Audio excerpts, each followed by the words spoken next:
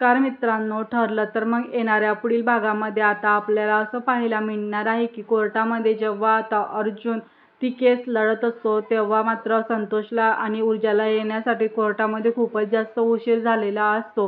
तर आता तिकडे जो काही संतोष आहे ना त्याला आता ऊर्जा जी आहे ती वेळेवरती तिथे कोर्टामध्ये हजर करते आणि ऊर्जा म्हणत असते जज साहेबांना, आम्हाला यायला उशीर तर नाही झाला ना.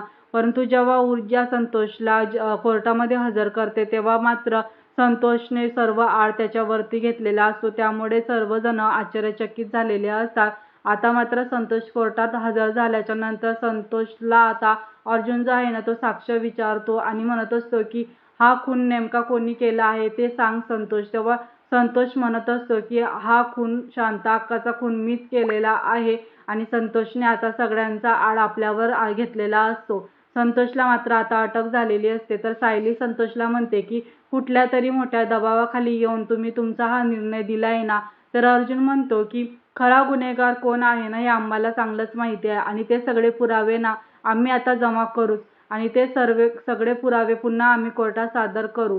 तर त्याच वेळी प्रिया मात्र टाळ्या वाजवत तिथे येते आणि म्हणते की शेवटी सायली तुम्ही माझ्यापर्यंत पोहोचूच शकलात नाहीत तर.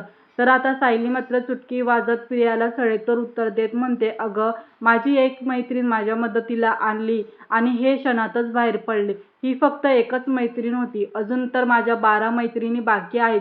आता ते एक एक करून ना बघ आता तुझा कसा मुखवटा फाडतील ते. तुझं कसं खरं रूप सगळ्यांसमोर येईल ना ते आता तू पाहतच राहा.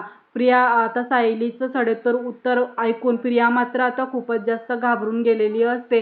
सायली आता नक्की पुढे कोणतं पाऊल उचलेल हे पाहणं आता पुढे खूपच रंजक ठरणार आहे मित्रांनो.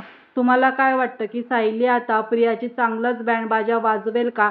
वाजवेल का ते कमेंट करून नक्की सांगा. असेच मालिकेचे अपडेट पाहण्यासाठी आपल्या चॅनलला मात्र आत्ताच सबस्क्राईब करा. चला तर मग भेटूया अशाच एका नवीन व्हिडिओसोबत. तोपर्यंत धन्यवाद.